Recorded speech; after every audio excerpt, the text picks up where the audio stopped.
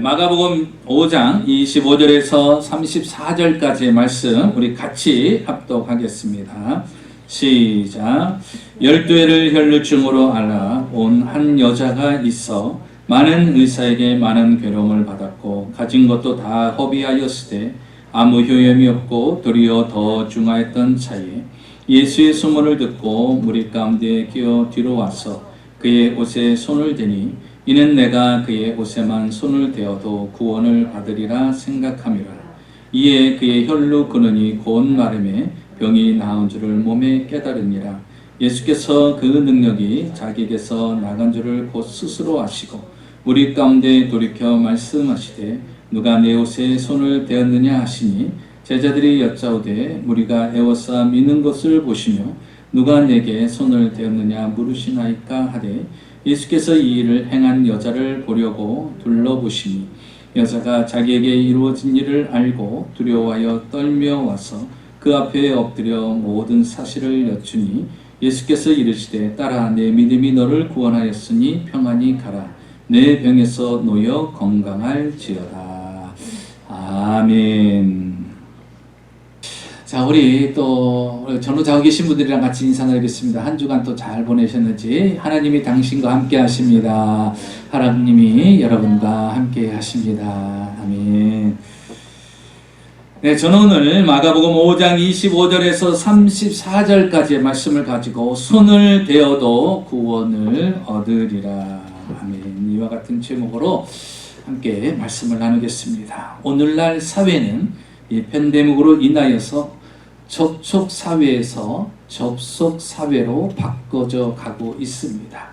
지금까지는 사람들과 만나면서 접촉하고 대면하면서 일상이 되어졌는데 이제는 접촉이 이제 되어지지 않고 접속으로만 가능한 그런 상황이 되어져 가고 있습니다. 팬데믹 상황에 가장 강조되는 것이 무엇입니까? 비대면이라는 것이. 보지 않는 겁니다. 만나지 않는 것입니다. 왜냐하면 접촉으로 인해서 바이러스가 전염될 수 있으니 가능한 한 접촉을 피하라는 것입니다. 그 대안 중에 하나가 바로 온라인이죠. 그래서 직장도 온라인으로 집에서 재택근무를 합니다. 쇼핑하는 것도 온라인으로 다 물건을 구매를 합니다. 심지어 학교에서 수업을 받는 것도 대면하지 아니하고 비대면으로 온라인으로 이제 수업도 보게 됩니다. 더더욱더 심각한 것은 예배조차도 대면하지 아니하고 비대면으로 온라인으로 예배를 드리게끔 장려를 하고 있습니다. 빨리 이 팬데믹이 종식되어야 되니 모든 이 사회가 접촉이 아닌 접속으로만 모든 것을 가능하게 그리고 접속으로만 해달라고 요구를 하는 사회가 지금 현재 팬데믹 상황입니다. 성경에는 물론 그렇게 이야기했습니다. 예수님께서 사마리아 여인을 통해서 예배는 성전에 찾아와서 예배 드리는 것만이 예배가 아니라 자세와 태도가 중요하다라고 예수님께서 사마리아 여인에게 강조를 하셨던 말씀이 있습니다. 우리가 이렇게 대면 예배를 드린다고 해서 그 대면 예배 드리는 사람이 정말 하나님 앞에 올바르게 예배 드리냐? 그렇다고 해서 온라인을 통해서 예배 드린다고 해서 그 예배가 잘못되었느냐라고 함부로 정죄하고 판단할 수 없다라는 것입니다. 중요한 것은 온라인 예배든지 아니면 현장에 와서 대면 예배를 드릴 때 그 태도와 자세가 더더욱더 중요하다라는 것입니다. 오늘은요, 성경을 통하여서 이 접속과 접촉에 대해서 한번 생각해 보려고 합니다. 접속은 무엇일까요? 사전적 의미로 보니까 서로 맞대어 연결하다라는 것입니다. 접속은 무엇입니까? 오늘날은 접속 만능 사회입니다. 내가 원하는 무엇이든지 인터넷에 또 소셜미디어에 접속을 하게 되면 내가 원하는 정보와 내가 원하는 목적을 편리하게 유용하게 사용을 할 수가 있습니다. 그렇기 때문에 굳이 사람을 만날 필요가 없어요. 사람을 만나지 않고도 이루어질 수 있는 것이 접속 사회입니다. 영화도 마찬가지죠. 키아스크를 통해서 어떻게 합니까? 내가 볼 영화도 직접 선택하고 그리고 금액도 지불을 하고 사람을 만날 필요가 없어요. 기계 앞에 서갖고 다 합니다. 식당에 가면요 QR코드를 찍습니다. 그리고 그 QR코드를 통하여서 메뉴를 선택을 합니다. 그리고 나면 그 메뉴를 추적하면 음식이 만들어지고 그리고 그 음식을 먹게 됩니다. 이렇게 모든 것들이요, 접속으로 인하여서 이루어져 가고 있다라는 것입니다. 그런데 여러분, 이 접속은 어떻습니까? 간접적이고 일방적이고 자기 중심적으로 나아갈 수가 있게 된다는 거예요. 더 심각한 상황은 바로 이기적으로 나아갈 수가 있게 된다는 것입니다.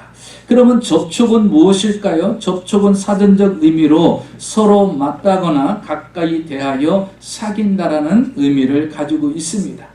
신체적으로도 만나는 거예요. 상호간에 직접적으로 만나서 인간적인 교류를 나누는 것입니다. 상대방의 표정도 살펴보고 또 눈길로 마주하고 목소리로 듣고 또한 분위기를 함께 누리는 것이 접촉입니다. 오늘날 우리는 직접 대면하는 접촉보다 기계적으로 장치에 의존하는 접촉이 더 익숙해져 가고 있는 그런 시대입니다. 사람들은요, 이제 접촉에는 능해집니다. 익숙해집니다. 그런데 접촉에는 약하고 익숙하지 않습니다. 여러분 보십시오. 요즘 젊은 사람들이 식당에 가도 어떻습니까? 식당에 가서 서로 만났으니 이런저런 이야기를 나눠야 되는데 식당에 가서도요, 각자 접속을 합니다. 자기 폰을 보면서 앞에 내 사랑하는 연인이 있고 그럼에도 불구하고 같이 폰을 봅니다. 뭐예요? 접촉이 되어지질 않아요. 접속만 되어지고 있습니다. 제가 보니까요, 저도 접속에 익숙해졌어요. 제가 방에 있다가 무엇을 찾는데요, 어디 있는지를 모르겠는 거예요. 그래서 전화를 겁니다. 누구한테? 부엌에 있는 부인한테. 그래서 이거 어디 있는지 내가 어디서 본 것 같은데 어디 있는지는 모르겠다고. 그럼 부엌에서 사무가 전화를 받아요. 아, 그거 어디에 있다고 이야기를 해줍니다. 왜? 나가서 접촉해갖고 이거 어디 있냐고 물어보면 되는데 그 접촉도 못하고요, 전화를 거는 거예요. 이거 어디 있는데? 안방에서 부엌까지 가는데 얼마나 걸리겠어요. 그 짧은 거리인데도 이제는 접속에 익숙해져 갖고요, 전화로 다 합니다. 보지도 않고 목소리로만 듣고서 하려고 해요. 그게 지금 오늘 문화인 것입니다. 여러분, 교회도 마찬가지예요. 교회 사이트에, 온라인에, 유튜브에 접속을 합니다. 그리고서 혼자만의 예배를 드리는 것이에요. 나만의 예배를 드리는 것입니다. 그러니 혼자 예배 드리고 혼자 예배 끝나니 누구와 대면할 수 있겠습니까? 누구와의 만남이 이루어질 수 있어요? 누구와 믿음의 공동체를 이룰 수가 있겠습니까? 그러니까 나만의 교회, 나만의 신앙, 나만의 신앙생활을 할 수밖에 없는 그런 문화가 형성이 되어져 가고 있다는 것입니다. 그래서 접속에는 상당히 능해졌어요. 그런데 접촉에는 이제 약해져 가고 있는 것이. 그래서 오히려 사람 만나는 게. 그래서 어떤 분은요, 제가 통화를 했는데 그래요. 목사님, 지금이 너무 좋아요. 그래요. 온라인으로 예배 드리는 것이 너무 좋다라는 거예요. 자기가 바라고 원하는 것이라는 거예요. 아무도 안 보고 혼자만 TV를 통해서, 유튜브를 통해서 이렇게 예배 드리는 게 너무 좋다는 거예요. 자기가 바라왔다라는 것이에요. 그 말을 듣고서요, 지금 우리 그리스도인들의 모습들이 이렇게 변해가고 있구나. 그렇게라도 예배를 드리고 그렇게라도 신앙생활을 하는 게 천만다행이라고도 생각을 하지만, 그러니까 접촉에는 유능한데 이제 접촉이 부족한 시대의 흐름에 가고 있습니다. 오늘 성경 본문에 보면 12년 동안 혈루증으로 앓던 여인이 예수님을 통하여서 고침받는 장면이 성경에 기록되어 있습니다. 저는 오늘 이 본문을 통해서 접속과 접촉에 관한 관점을 한번 살펴보려고 합니다. 자, 혈루증으로 고통당하는 이 여인은요, 이 육체의 질병으로 인하여서 부정한 여인으로 이미 평가가 됐죠. 왜냐하면 혈루병은요, 문두병과 같이 부정한 사람들이 걸린 병이다라고 생각을 합니다. 그래서 사람들이 지나갈 때마다 그들은 부정하다, 부정하다 하면서 외치고 가야 되는 거예요. 그러니 이런 부정한 병에 걸린 사람은 사람들과 같이 사회 일원으로 생활할 수 없습니다. 따로 격리되어서 생활한다든지 그렇게 살아갈 수밖에 없어요. 그러니까 사람들과 어떻게 해요? 접촉할 수가 없는 그런 위치에 서 있는 것입니다. 그러니까 12년 동안 혈루증으로 고통당하는 이 여인은 사람을 접촉할 수가 없는 그런 병에 걸려서 고통을 당하고 있는 여인입니다. 그런데 예수님께서 마침 그 앞을 지나간다고 하는 것이에요. 그 소문을 듣게 된 것입니다. 그 접촉할 수 없는 이 여인이 어떤 일을 행합니까? 예수님께 나와서 예수님의 옷자락에 손을 댑니다. 예수님과 접촉하는 사건이 일어난 거예요. 여러분 보세요. 예수님께서 지금 오늘 본문에 보면 이곳을 지나갈 때 얼마나 많은 무리가 예수님과 함께 갑니까? 그렇죠? 그런데 여러분 생각해 보세요. 그 많은 무리들은 누굴까요? 바로 접속하는 무리들입니다. 예수님 안에 있는 사람들이에요. 예수님이 능력이 있고 권세 있는 말씀을 선포하니까 사람들이 관심을 가지고 접속을 한 거예요. 이 교회에 대해서 접속을 하고 저 목사님에 대해서 접속을 하고 이 설교에 대해서 접속을 하고 이 구경거리 위해서 접속을 한 거예요. 그래서 어떤 사람은요 각자 접속한 게 다 달라요. 구경하기 위해서 이분이 진짜 그런 일을 행하시는 분인가, 이분이 대단한 분인가, 아니면 권세의 말을 듣기 위해서, 아니면 병 고치는 것을 보기 위해서 사람들이 다 접속을 해갖고서 무리가 되어서 예수님을 따라오고 있는 상황입니다. 그런데 여러분 성경을 보십시오. 이 접속한 무리들은 많은데 접촉하여서 주님을 만난 사람은 오늘 성경에 등장하는 12년 동안 혈루증으로 고통당하는 여인뿐이라는 사실입니다. 오늘날 많은 분들이요 접속은 합니다. 그러나 주님과 접촉하는 일이 드물어져가고 있다라는 것입니다. 이 여인이요 이렇게 주님과 접촉하고 예수님의 옷자락에 손을 대었을 때 어떤 일이 일어났습니까? 12년 동안 혈루병으로 고통당했던 그 모든 병이 해결함을 받았다라는 것입니다. 여러분 우리는 세상의 문화와 다릅니다. 하나님 안에서는요 접속으로는 안 됩니다. 우리는 주님을 접촉해야 됩니다. 주님을 만나야 됩니다. 그런데 이 사회와 문화는 어떻게 합니까? 주님을 만나지 못하게끔 문화와 시스템을 그렇게 만들어 가고 있습니다. 그래서 우리로 하여금 접속에 익숙하게 만듭니다. 접속으로도 신앙생활이 가능하다고 믿게 만드는 거예요. 접속으로도 충분히 내 신앙생활을 이끌어 나갈 수 있다라고 착각하게 만드는다는 사실입니다. 여러분 우리가 대면 예배를 드리면서 수십 년간을 이렇게 예배 참석하며 들어도 그 믿음과 신앙이 성장하지 못하는데 여러분 대면 비대면으로 여러분 접속을 통하여서 우리의 신앙이 성장할 거라고 봅니까? 그거는 대단한 열심과 헌신과 수고를 하지 않으면 할 수가 없는 것입니다. 여러분 이 대면 예배를 드리기 위해서도 여러분 얼마나 시간을 투자하고 얼마나 마음과 정성을 쏟아야 이 예배를 나올 수가 있겠습니까? 쉽지 않은 거예요. 그런데 이 여인은요 주님과 접촉을 합니다. 그리고 그의 인생이 달라졌습니다. 여러분 접속 사회에서 우리는 바뀌어져야 됩니다. 접촉하는 주님을 만나는 그러한 신앙의 모습이 우리 가운데 있어야 됩니다. 자 그러면 이 여인은요 어떻게 주님과 접촉을 하였는가? 우리가 이 시대 속에서도 주님과 접촉하면서 신앙생활을 하려면 어떻게 될까요? 첫째로 우리가 먼저 생각할 것은 고난은 예수님과 접촉할 수 있는 기회라는 사실입니다. 이 여인은요 자신에게 고난이 왔어요. 그런데 그 고난은 자신에게 있어서 저주가 아니라 바로 예수님과 접촉할 수 있는 기회로 만들었다는 것입니다. 여러분 이 팬데믹 어떻게 생각하십니까? 저주라고 생각합니까? 재수 없는 거라고 생각합니까? 망했다라고 생각합니까? 여러분 이 팬데믹은요 주님을 더 깊게 넓게 체험할 수 있는 기회라는 사실을 아시기 바랍니다. 이 팬데믹 상황 가운데서도 아니 이전에 평안할 때도 하나님이 나에게 역사했는데 이 팬데믹 상황 가운데 이 힘들고 어려운 과정 가운데서도 하나님이 내게 어떻게 역사하실까? 여러분 고난은요 주님을 만날 수 있는 기회입니다. 그래서 보십시오. 이 여인은 얼마나 어떤 고난이 있었나. 그 첫째는요 육신의 고난이 그에게 있었습니다. 25절에 보면 이렇게 이야기하죠.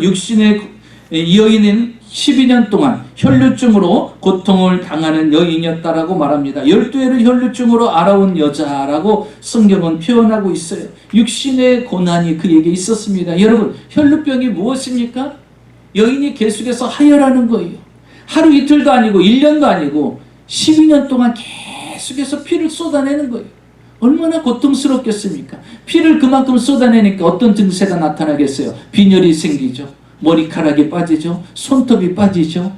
이런 처참한 고통, 육신의 고통이 계속해서 찾아오는 것입니다. 몇 년 동안이요? 12년 동안 육신의 고난이 그에게 찾아옵니다. 유대 사회에서는 종교적으로도 그를 격리합니다. 저주의 병이라고 해서 사람들 외면을 당합니다. 그렇게 12년 동안 그는 고통 가운데 있었습니다. 두 번째 보면 그 여인은 물질의 고난을 겪어야만 했습니다. 26절을 볼까요? 많은 의원에게 많은 괴로움을 받았고 가진 것도 다 허비하였으되. 그래도 돈은 있었는가 봐요. 12년 동안 쓸만한 돈이 있었던 것 같아요. 그래도 여러분 병을 고치려면 그래도 돈이라도 있으면 다행이죠. 자 보세요. 많은 의사를 찾아왔어요. 좋다는 의사, 유명하다는 의사 다 쫓아다녀봤습니다. 좋다는 약도 다 먹어봤어요. 그리고 뭐라고 말합니까? 가진 것도 다 허비하였으되 있는 돈 다 쓴 거예요. 좋다는 의사 찾아가보고 좋다는 약도 먹어보고 그렇게 12년을 다 돈을 써봤는데 안 되더라는 거예요. 이제 물질적인 고난까지 그에게 찾아왔습니다. 왜 멈췄을까요? 더 이상 돈이 없으니까. 가지고 있던 돈이 다 바닥에 난 거예요. 그래서 더 이상 의사를 찾아갈 수 없어요. 더 이상 좋은 약도 먹을 수가 없는 상황이 되어버린 것입니다. 물질의 고난이 그에게 찾아왔어요. 세 번째로는요, 감정의 고난이 그에게 찾아왔습니다. 26절을 다시 보십시오. 그 하반절에 뭐라고 말합니까? 많은 의사도 많은 괴로움을 받았고 가진 것도 다 허비하였으되 아무 효용도 없고 도리어 더 중하였던 차에. 아무 효용이 없어요. 여러분 1년을 의사를 쫓아다니고 1년을 좋은 약을 먹었으면 조금 차도가 있어야죠. 조금 좋아져야 되잖아요. 2년 동안, 3년 동안, 아니 5년 동안, 아니 7년 동안 그렇게 의사를 만나고 약을 먹었으면 조금이라도 나아지는 게 있어야 되는데 어떻습니까? 아무 효용이 없어요. 15년 동안 살아보려고 하고 좀 고쳐보려고도 하고 그렇게 돈을 투자하고 의사를 만났는데 아무 효용이 없어요. 오히려 뭐랍니까? 도리어 더 중하였던 차에. 아니 그냥 지금 몸 상태 12년 전 몸 상태만 그대로 유지해도 괜찮겠어요. 그런데 지금은 어때요? 12년이 지나고서는 더 중하였다라는 거예요. 돈도 다 썼는데 좋은 약이라고 먹을 거 다 먹었는데 오히려 더 악화되었다라는 것이죠. 이렇게 육체적으로, 물질적으로, 감정적으로 이 여인은 고난에 부딪히게 됩니다. 근데 이 고난 가운데 여러분 그에게 복이 무엇입니까?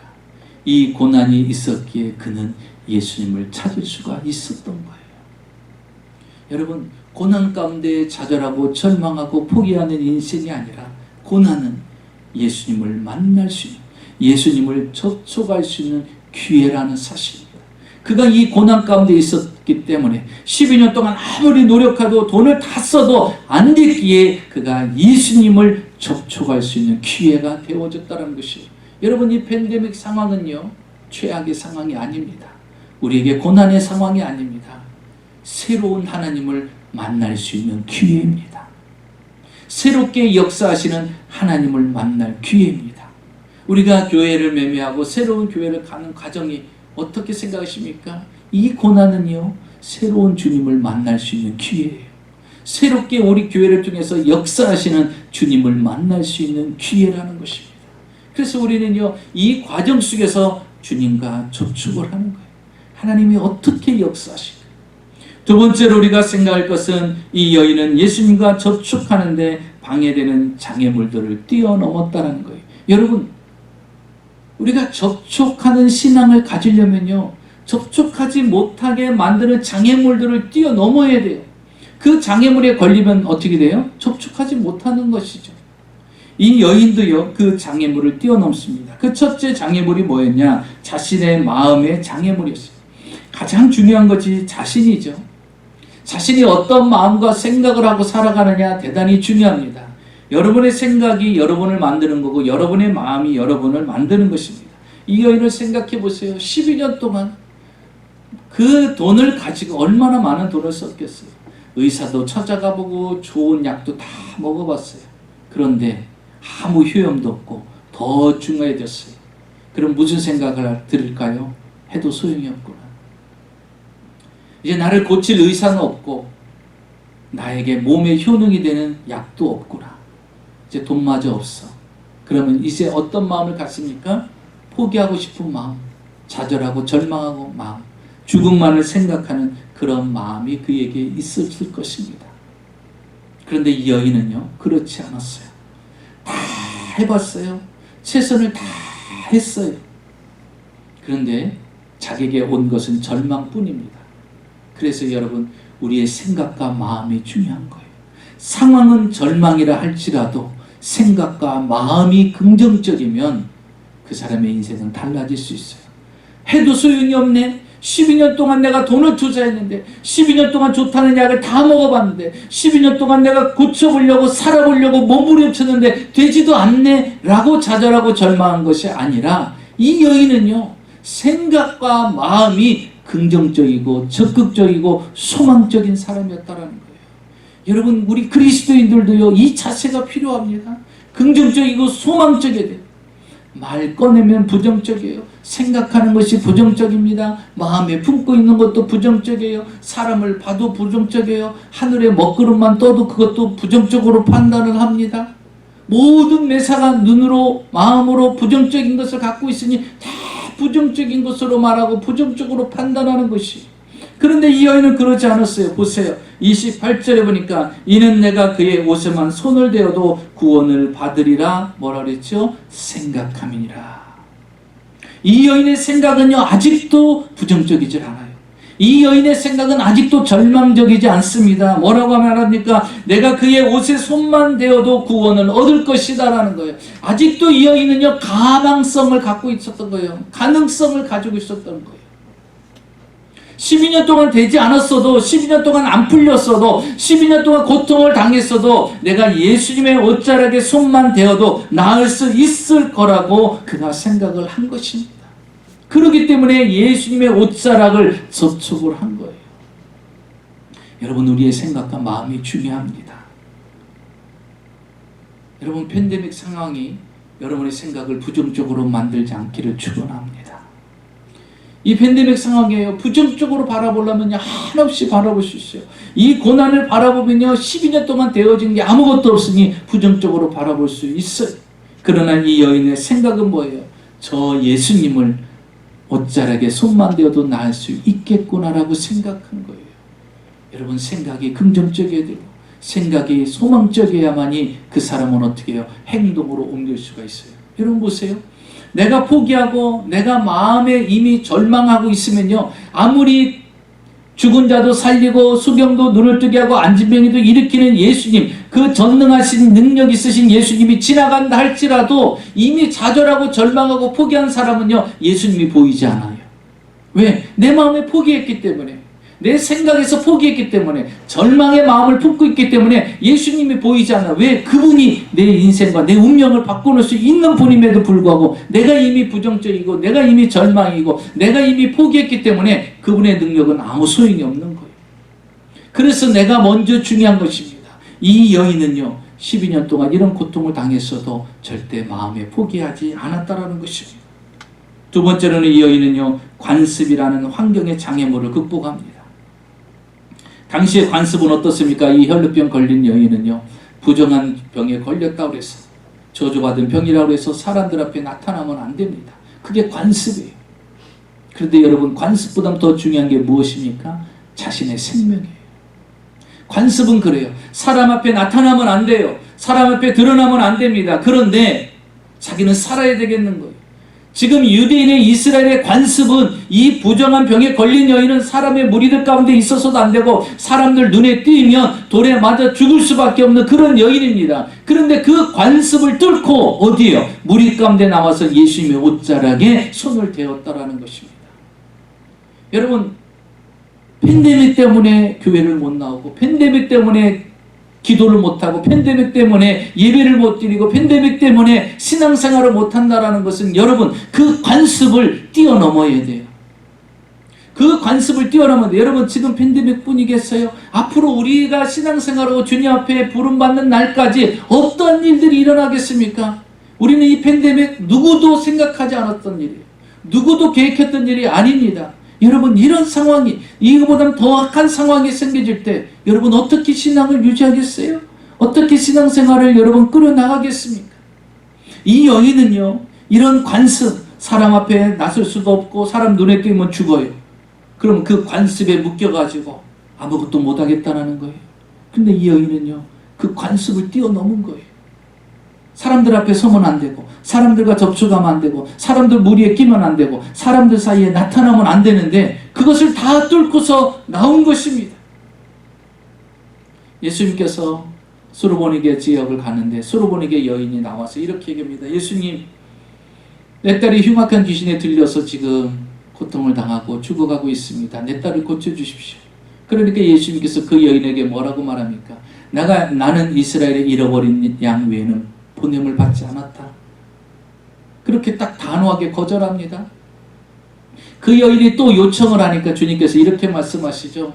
자녀들의 떡을 취하여 개들에게 줄 수 없다. 그때 당시는요, 유대인들의 관습이 뭐냐, 이방인들은 괴를 취급하는 거예요. 개로 취급하는 거예요. 그게 관습이에요.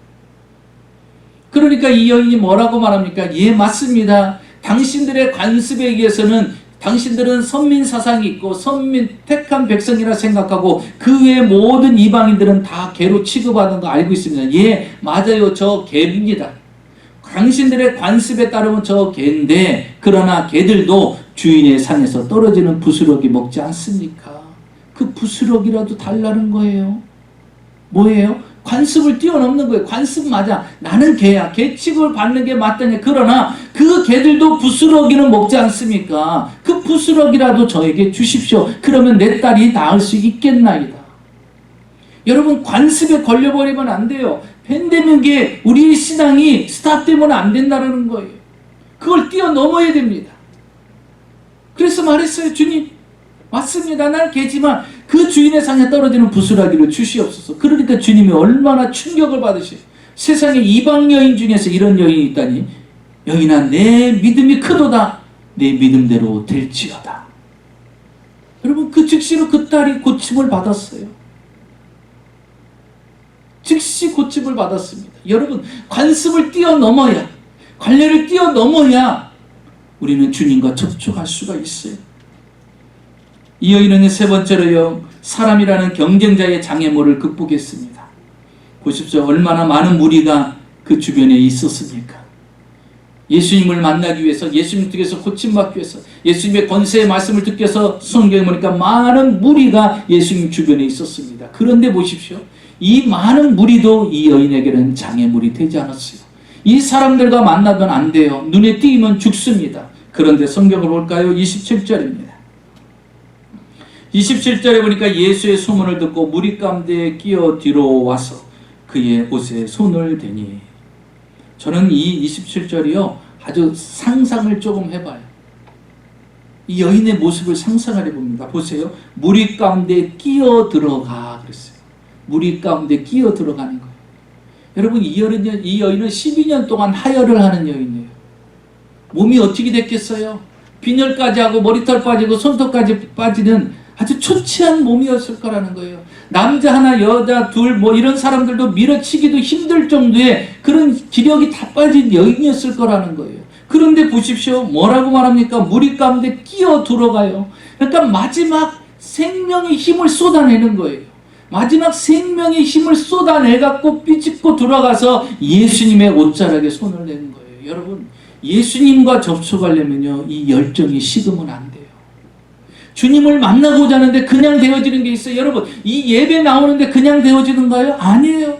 새벽 예배 드리는데 그냥 되어질까요? 절대 그렇잖아요. 피곤함도 싸워야 되고요, 마음에 힘든 것도 싸워야 되고요, 마음의 고통도 싸워야 되고, 여러 가지 것들을 싸워 이겨야 나올 수가 있는 거예요.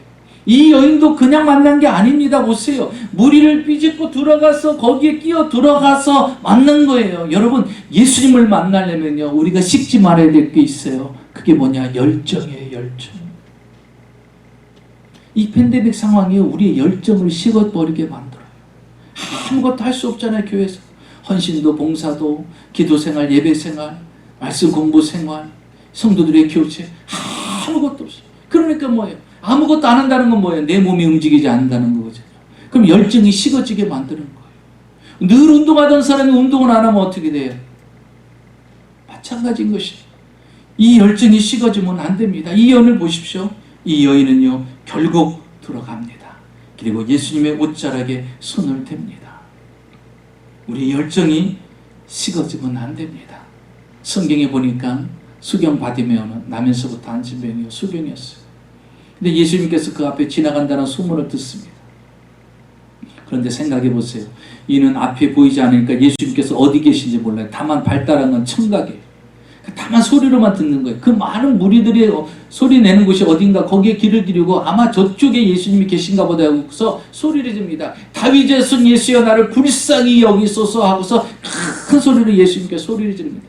얼마나 소리가 컸으면 사람들이 야 시끄럽다 조용하라 너 말고 너 예수님을 찾는 사람 많다 잠잠하라 하고 핀잔을 줍니다.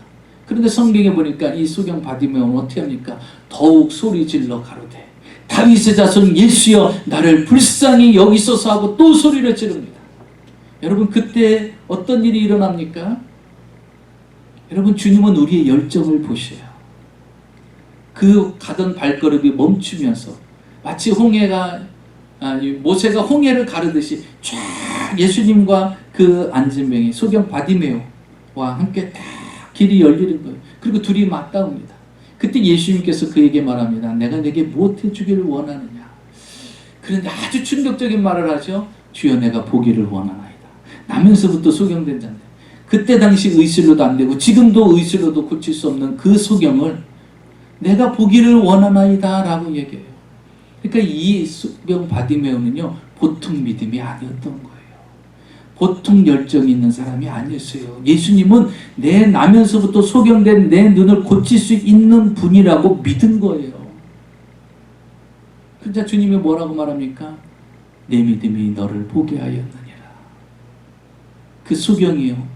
나면서부터 소경된 자가 그 자리에서 눈을 뜨는 역사가 일어납니다. 여러분 우리가 주님을 만나는데 그냥 만나집니까? 많은 장애물들이 있어요. 이 팬데믹 상황 가운데 신앙생활하는 거, 영적인 삶 사는 거 쉽지 않아요. 기도하고 말씀 보고 하는 거 쉽지 않고 예배 드리는 거 쉽지 않아요. 그것을 뛰어넘어야 됩니다. 그 열정이 식어지면 안 됩니다. 그 열정은 누가 가질 수 있어요? 나만이 가질 수 있는 거예요. 누가 주는 것이 아니라는 것입니다. 마지막으로 보니까 그는요 믿음으로 예수님을 접촉했습니다. 여러분 예수님을 접촉하려면요 다른 것이 없어요. 믿음으로 해야 됩니다. 성경을 볼까요? 이 여인은요 의사를 찾아다녔고 많은 돈을 들여서 약도 먹어보고 다 했습니다. 물론 여러분 사람이 기본적으로 할 것은요 최선을 다해야 돼요. 예수 믿는 분들도 그런 분들이 있어요. 하나님이 알아서 고쳐줄 것이니까 약도 안 먹고 병원도 안 가고 의사 진찰도 안 받는 사람이 있어요. 그런 분들은 어떤 믿음인지 모르겠어요. 아주 센 믿음 같아. 근데 저는 병원 가요. 저는 의사도 만나고요. 약도 먹습니다. 정기검진도 합니다. 믿음이 없어서가 아니죠. 하나님의 의사도 우리에게 붙여주시고 약도 우리에게 허락하신 거예요. 그래서 의사를 통해서 수술을 받고 고침을 받을 수 있으면 해야 되는 거예요. 약을 먹어서 고침 받을 수 있으면 약으로도 해결을 해야 되는 것입니다. 도저히 안 되는 것이라면 하나님 앞에 부여잡고 기도도 필요한 것이죠. 이 여인은 할 수 있는 모든 것들을 최선을 다했어요. 그런데 안 되더라는 거예요. 아무리 해봐도 안 되더라는 거예요. 그런데 예수님이 마침 그곳에 지나갑니다. 그러면서 이 여인이요 인생이 달라져요. 중요한 말씀이 여기에 있어요. 27절을 볼까요? 예수의 소문을 듣고 무리 가운데 끼어 뒤로 와서 그의 옷에 손을 대니. 자, 예수님의 소문을 들었어요. 무슨 소문을 들었을까요? 예수님은 죽은 자도 살리고 병든 자도 고친다더라. 안진병이도 일으키고 수경도 눈을 뜨게 하고 문득병자도 고친다더라. 이 소문을 들은 거예요. 여러분 믿음은 그냥 생기는 것이 아니라 믿음은 뭐예요? 들음에서 남이니라 그랬어요. 그래서 여러분 말씀을 자꾸 들어야 돼요. 말씀을 자꾸 읽어야 돼요. 말씀을 묵상해야 돼요. 여러분 지금 이 팬데믹 상황에서 큐티를 안 하면 어떻게 하겠어요? 큐티 해야 돼요. 여러분, 내 생명은요 말씀에 달려있는 거예요. 육신의 새끼를 먹는다고 해서 살아있는 게 아니라는 거예요. 내 영이 죽으면 안 되는 것이죠. 내 영이 소생하고 내 믿음이 꾸준히 유지될 수 있는 게 뭐예요? 영이 살아있어야죠. 그 영이 살아있는 게 뭐예요? 하나님의 말씀을 읽어야죠. 하나님의 말씀을 들어야 되잖아요. 하나님의 말씀을 듣고 읽은 것을 묵상을 해야죠. 그래야 내 안에서 그 말씀이 살아서 꿈틀꿈틀거리고 어느 순간 힘들고 어려울 때 그 말씀이 딱 떠올라서 그 말씀을 부여잡고 예수 이름으로 선포하고 예수 이름으로 기도할 수가 있는데, 내 안에 채워진 말씀이 없는데 어떻게 버텨낼 수 있겠어요? 내 안에 채워진 말씀이 없는데 무엇으로 승리할 수 있고 무슨 말씀을 부여잡고 기도할 수 있겠습니까? 이 여인을 보십시오. 예수의 소문을 듣고 그 예수님이 누군가를 이제 확고한 믿음에 섰어요. 그리고 보세요. 듣고 무리 가운데 끼어 들어갑니다. 소문을 듣고 믿음이 오자 들어가자마자 예수님의 옷자락에 손을 대었어요. 왜 그렇습니까? 28절 보세요. 이 여인이 이렇게 생각했어요. 이는 내가 그의 옷에만 손을 대어도 구원을 받으리라. 그런 분이라면, 죽은 자도 살리고 수경도 눈을 뜨고 안진뱅이도 일으키고 문둥병자도 고친다면, 그런 분이라면 내가 그분의 옷자락에 손만 대어도 낫겠구나 믿음이 온 거예요. 그래서 옷자락에 손을 댄 거예요. 그 많은 무리들을 삐짓고 들어가서 예수님의 옷자락에 손을 댄 겁니다. 여러분, 믿음이 있어야 예수님과 접촉할 수가 있어요. 여러분, 믿어지지 않는데 옷자락 잡는다고 무슨 일이 일어나겠어요? 여러분, 믿어지지 않는데 교회 와서 예배 드린다고 무슨 일이 있겠어요? 여러분, 믿어지지 않는데 기도한다고 무슨 일이 일어나겠어요? 여러분, 믿어지지 않는데 헌금한다고 해서 내게 무슨 물질적인 변화가 일어나겠어요? 믿어지지 않으니까 헌금을 못하는 거고, 믿어지지 않으니까 기도 못하는 거고, 믿어지지 않으니까 예배도 못 드리는 거예요. 믿어지면 할 수가 있는 거예요. 그런데 이 여인은 어때요? 믿어지니까 옷자락을 잡는 거예요. 그런데 여러분 한번 생각해 보세요. 이 옷자락을 잡는다고 무슨 대단한 일이 일어나겠어요? 근데 여러분, 주님의 능력을 믿는 거예요. 그게 바로 믿음입니다. 자, 보세요. 그 여인은 이렇게 얘기합니다. 28절 다시 볼까요? 내가 그의 옷에만 손을 대어도. 내가 고치는 게 아니에요. 예수님의 능력을 믿고 그 옷자락을 잡는 거예요. 여러분, 우리는 부족합니다. 그분의 능력을 믿으십시오. 그분의 능력을 믿고 옷자락을 잡는 거예요. 주님의 능력을 믿고 날마다 접촉하십시오. 보십시오. 34절입니다. 믿음으로 옷을 만진 이 여인, 믿음으로 옷을 접촉한 이 여인, 어떤 일이 났습니까? 예수께서 이르시되 따라 내 믿음이 너를 구원하였느니라. 여러분, 여러분의 믿음이 여러분을 구원하는 거예요. 여러분의 믿음이 여러분의 가정을 구원하고요. 여러분의 믿음이 여러분의 사업장을 구원하는 거예요. 우리의 믿음이 우리 교회를 구원하는 거예요. 다른 사람이 아는 게 아니에요. 내 믿음이 구원하는 거예요. 이 여인의 믿음이 자기를 구원한 거예요. 그리고 뭐라고 말합니까? 평안히 가라. 여러분, 우리 주님이 우리에게 주는 게 무엇일까요? 공포, 두려움, 불안, 염려? 아니에요. 평안히 가라. 이게 주님의 말씀이에요. 주님은 오늘도 여러분에게 말합니다. 이 예배를 드리고 평안히 가라. 이 말씀이에요. 그리고 뭐라고 말하죠? 내 병에서 놓여 건강할지어다. 12년 동안 묶여 있었잖아요.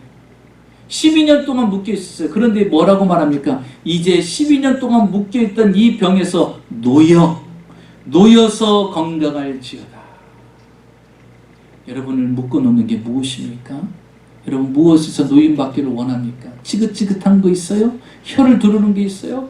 마음에 상처로 품고 있는 거 있어요? 여러분, 그거 주님과 접촉하셔서 오늘 노임을 받으시기를 예수의 이름으로 축원합니다. 다 노임 받아야 돼요. 노임 받고 평안히 살아야 되잖아요. 언제까지 묶여서 살겠어요? 언제까지 그거 생각하며 울면서 살겠어요? 언제까지 그거 생각하면서 속이 부글부글 끓어가며 살겠어요? 분노에 차서 살겠습니까? 이제 그거에서 노임 받아야 되잖아요. 그러려면 어떻게 돼요? 주님과 접촉해야 돼요. 만나야 됩니다. 여러분도 잘 알다시피 2주 전에 우리 여의도 순복음교회 원로 목사이신 조영기 목사님의 하늘나라의 부르심을 받았죠. 저는 이제 그 조 목사님을 통해서 주님을 만나고 또 말씀을 듣고 공부하고 또 4차원의 영성, 또 하나님의 복음의 말씀을 늘 들어왔던 사람이에요. 그랬던 사람인데 조 목사님이 하나님의 부르심을 받았다고 하니까 한편으로는 좀 아쉬운 마음도 있는 거예요. 물론 이제 연로하시고 병도 계셔서 그렇게 건강한 모습으로 설교는 하지 못해도 계속 마지막까지 그 병원에 실려가기 전까지도 계속해서 강단에서 설교하는 모습을 봤습니다. 그 모습을 보고서 하나님의 부름을 받았다는 그 말씀 듣고서 한편으로는 아쉽기도 하고 한편으로는 제가 속으로 그랬어요. 목사님 수고하셨습니다. 네, 수고하셨습니다. 이 땅에서 오직 복음만을 위해서 살았던 당신의 인생을 저는 수고로 대답을 하겠습니다. 그러면서 그 영상을 몇 번씩을 좀 봤어요. 마지막 하간 예배까지, 마지막 천국 환송 예배까지 하는 모습을 잠깐 모습으로 나와 있던 것들을 봤습니다. 참여는 못하고 가지는 못할지라도 같이 그래서 참여하면서 목사님의 마지막 모습을 보기도 했습니다. 그 여의도 순복음교회에 손성님 집사님이 계신데요. 이분은 자기 동생에 의해서 교회에 가게 됐어요. 갔는데 하나님의 살아계심이 믿어지지 않고 하나님이 병 고치는 분이라는 것이 믿어지질 않는 거예요. 그런데 자신이요 둘째 딸을 낳은 거예요. 둘째 딸을 낳는데 한 2개월 됐는데 이 아이가 자꾸 경련을 일으키는 거예요. 이상하게 경련을 일으켜서 병원에 와서 의사를 만나고 뇌파 조직 검사를 다 해보니까요 간질인 거예요. 간질. 그러면서 의사가 그러더래요. 이 아이가 간질이니 이제 약을 먹으면 조금 안정은 될 수 있지만 이거는 치료제는 아니다. 안정시켜주는 약이다. 그러니까 평생 이 약을 먹으면서 살아가야 된다는 거예요. 얼마나 기가 막힙니까? 둘째 딸을 낳았는데 이 아이가 평생 약을 먹으면서 간질, 때때로 약의 그 효과가 없을 때는 막 그 자리에서 간질하고 이러는 것을 이제 평생을 보고 살아야 되는 거 얼마나 기가 막혀. 너무 기가 막혀서 집에 와서 3일 동안은요 눈물로 치세웠다고 합니다. 왜 하필이면 나에게 눈물로 치세웠는데 어느 날 주일날 교회를 갔는데 오늘따라 목사님이 설교를 하시는데 하나님은 치료하시는 하나님이라는 그 말씀이 딱 들어오더라는 거예요. 이전에도 들었는데 이전에는 그게 믿어지지 않았던 거예요. 정말 왜 많은 사람들이 나았다고 하는데 그게 정말 그럴까 믿어지지 않았던 거예요. 그런데 지금 자신의 딸이 간질에 걸려있으니 어찌게 됐어요. 이 여인이요 그때부터 마음을 받기 시작합니다. 그러면서 모든 예배를 참여하기 시작해 주일 예배, 수요 예배, 새벽 예배를 한 번도 빠지지 않고 참석하면서 하나님께 기도하는 거. 하나님 내 딸을 고쳐주세요. 내 딸을 창조하신 하나님, 치료하신 하나님, 내 딸을 고쳐달라고 2년 동안 모든 예배에 참석하면서 기도를 했어요.